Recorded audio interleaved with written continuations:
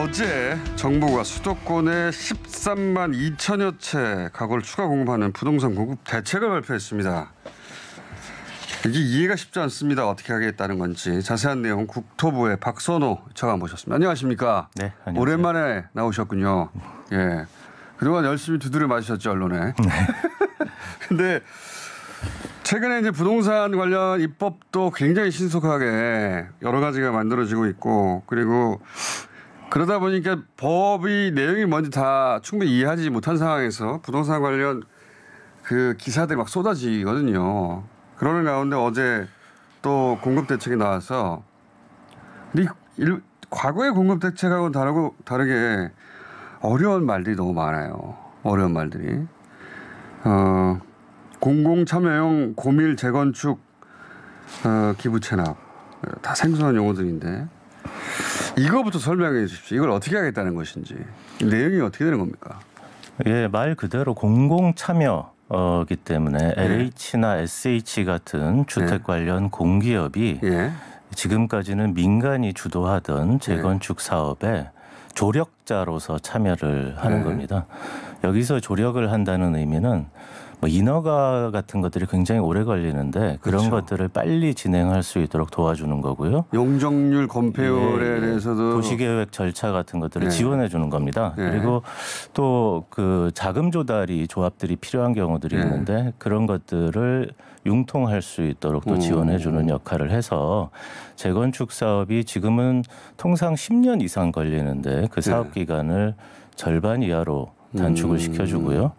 또 재건축 조합들이 각종 뭐 비리라든가 불투명한 것들 때문에 내부에 분쟁이 많은데 그런 많죠. 것들을 좀 투명하게 관리를 해줘서 오히려 조합원들의 이익에 좀 기여할 수 있도록 해주는 것이고요. 대신 있지 않습니까? 그래서 고밀이라는 말이 또 나오는데요. 지금 통상적으로 서울에서의 재건축 사업은 용적률을 300% 정도까지 할 수 있게 돼 있습니다. 그런데 어제 발표된 고밀 재건축은 최대 500%까지 층수도 현재는 35층까지만 가능한데 50층 정도까지 가능하도록 하겠다는 겁니다. 그렇게 되면은 조합원들한테 너무 이익이 많이 가는 것 아니냐 이런 얘기 나올 수 있습니다. 그 조합원들만 특혜를 누리는 거죠. 그래서 증가되는 용적률의 50%에서 최대 70% 정도까지는 조합이 공공에다가 기부를 하게 하는 겁니다. 그래서 공공 임대주택이나 공공 분양주택으로 기부를 받아서 뭐 청년이라든가 신혼부부라든가 생애 최초로 주택 구입하시는 분들한테 저렴하게 공공기관에서 공급을 하는 그런 제도가 되겠습니다. 굉장히 대법원 발상이라고 저는 이제 처음에 무슨 말인지 모르다가 읽다 보니까 지금 말씀하신 그런 말이구나. 예전에 기부 체납이라는 건 보통 사업자가 뭐 공원이라든가 도로 같은 거 그런 거 기부 체납하는 정도인데 지금 말씀은 이런 거 아닙니까? 예를 들어서 10층밖에 지을 수 없는데 20층을 짓게 해준다. 그럼 100% 늘어난 거란 말이죠. 그 중에 절반 정도를 기부 체납 형식으로 받아서 공공의 목적에 맞게 쓰겠다는 거 아니에요? 맞습니다. 과거에는 그게 도로나 공원이었다면 이번에는 주택을 그렇게 하겠다는 거잖아요. 네.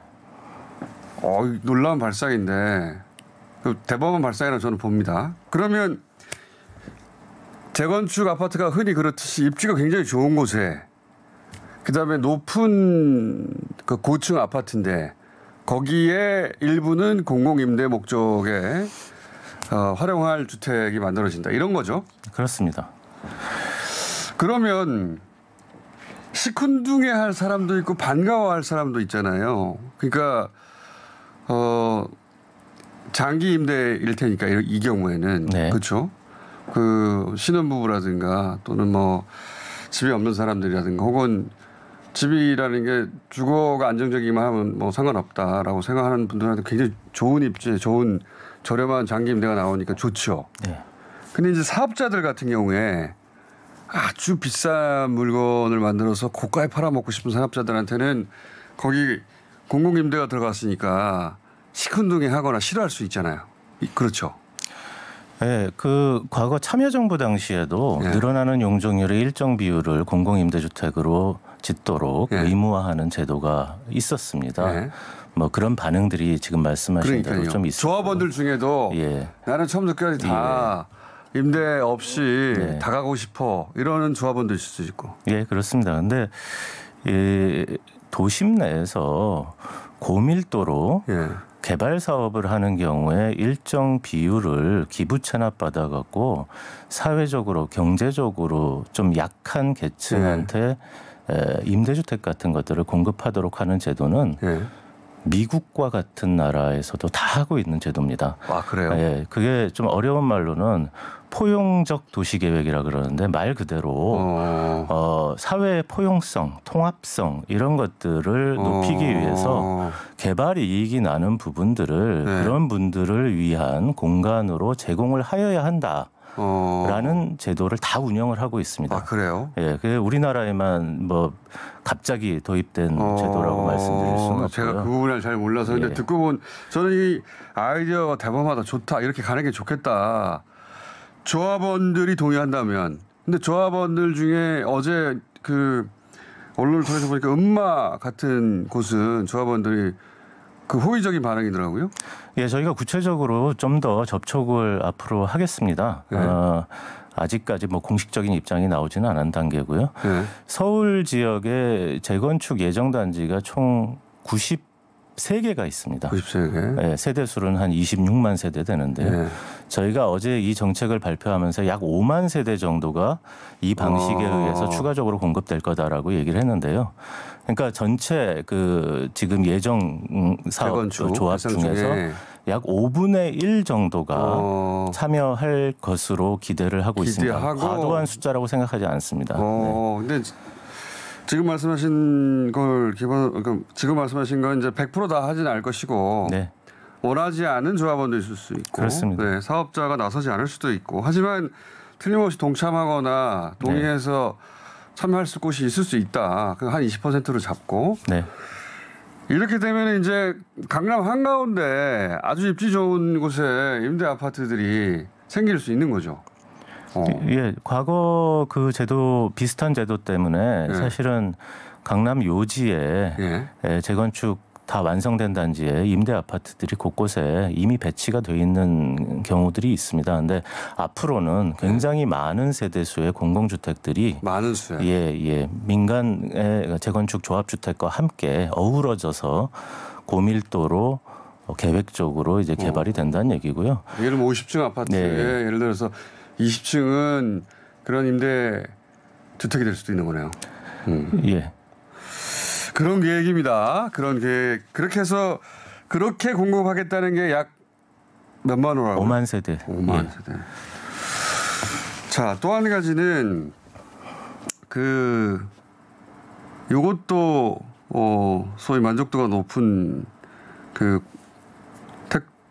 택지 공급 지역인 것 같은데 태릉 CC 과천 청사 일대 이건 원래 정부 부처에 있던 데 아닙니까? 그렇습니다. 그런 거죠. 예, 태릉 CC는 군 골프장 자리고요. 정부 과천청사는 말 그대로 이제 청사 자리인데 과천청사 앞에 보면 운동장 유휴지가 있습니다. 그리고 청사 내에 실제 그 사용하지 않는 시설이 들어있는 부지들이 있기 때문에 이런 것들을 활용을 해서 젊은 분들을 위한 주거 공간 같은 것들을 만들어 보겠다라는 것이고요. 주택을 첫 구입하는 사람들이라든가 연령에 상관없이 혹은 청년 혹은 신혼부부 모두 뭐 그런 분들한테만 제공되는 건 아니지만 그런 분들이 좀 많이 들어갈 수 있는 좀 상징적이고 의미 있는 공간으로 하겠다는 게 저희 생각입니다. 자, 그런 공급 계획이고요.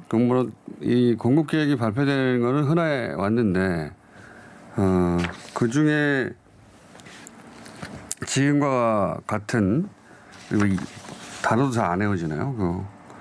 공공 참여형 고밀 재건축, 요 방식과 정부 부처 이전 부지를 활용하는 방식 두 가지가 눈에 띄고요. 임대차 3법에 대해서도 제가 한번 여쭤볼게요. 임대차 3법 나와서 언론들이 99%가 부정적으로 보도하고 있습니다. 임대인들, 집주인들이 임차인을 쫓아내는 방법에 대한 기사 엄청 많이 나와요.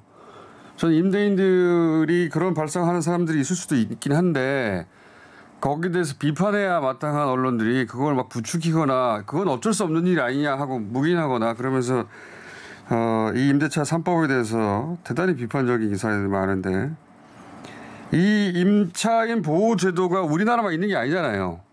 우리나라로 굉장히 늦은 거 아닙니까? 우리나라가 가장 늦고 예.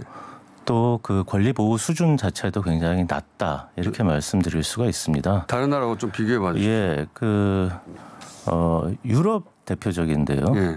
독일, 프랑스 같은 곳에서는 계약 갱신 청구권이라는 말 자체가 예. 거의 의미가 없습니다. 무슨 말씀이냐면은 세입자가 원하는 경우에는 계속 거주가 가능하다는 얘기입니다. 아, 2+2 이런 게 아니라 예, 물론 세입자가 뭐 집을 망가뜨렸다거나 돈을 안 낸다. 뭐 다른 사람한테 무단으로 빌려줬다거나 뭐 이런 경우에 책임질 사유가 있으면은 집에서 나가야 되지만 그렇지 아니하고는 계약을 집주인들이 일방적으로 해지할 수 없다는 그런 얘기고요. 이른바 독일은 그러면 세입자가 특별히 법적으로 하자가 없으면 계속 있을 수 있는 겁니까? 그렇습니다. 자본주의 시장 경제에 첨단을 달리고 있다 하는 미국 그 중에서도 뉴욕시 사례를 한번 볼 필요가 있는데요. 뉴욕시를 비롯한 미국 대도시 주요 도시의 경우에 계약 갱신이라는 말 자체가 거의 없습니다. 세입자가 마찬가지로 원하는 경우에는 계속 거주가 가능합니다. 또 임대료 수준을 어떻게 할 것이냐라는 부분에 있어서도 우리가 이번에 임대차 3법을 통해서 종전 계약의 5% 범위 내에서 인상을 제한을 하도록 했는데 이제 세입자가 바뀔 경우에 그러면 임대료를 껑충 올려버리지 않을 거냐 이런 걱정들이 있죠. 쫓아내버리고 새로운 세입자하고 계약을 해서 그 이전 5% 제한을 벗어나겠다 이런 얘기를 하죠. 근데 독일의 베를린이라든가 프랑스의 파리 같은 그 도시를 보면은 대표적으로 새로 계약하는 경우에도 그 임대료의 상승률뿐만이 아니라 임대료 수준을 적정한 표준 임대료 그 산정을 통해 갖고 그 일정 범위 내에서 제한하는 제도도 있고요. 임차인이 바뀐다 하더라도 그 이전의 계약에 기준하여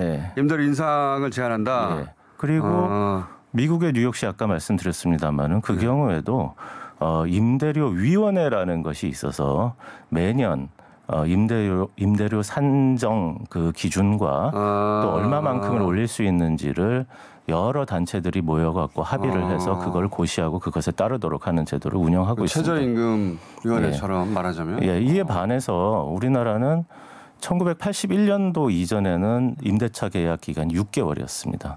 아, 그렇게 잘 봤어요? 예. 그 다음에 이제 1년이 됐다가 1989년에 비로소 2년이 된 거고요. 그 2년 되면서도 엄청 말들이 많았죠. 그래서 뭐 그때 임대료가 폭등했다고 하는데 그것도 좀 사실과 다르게 과장된 부분이 있는데요. 이른바 3조 호황 시대였습니다. 우리나라 물가 상승률이 뭐 8% 9%에 달하는 시기였고 뭐 땅값도 뭐 30% 40%가 오르던 시기였죠. 그래서 뭐 전반적으로 그게 올랐고 또 그 당시에는 이번에 임대차 3법과 다르게 기존의 임대차 계약을 갖고 있던 사람한테는 2년으로 연장되는 조치를 적용을 하지 않았었습니다. 그러니까 기존 계약을 갖고 있던 집주인들이 임대료를 갑자기 올리는 현상들이 나타났었고요.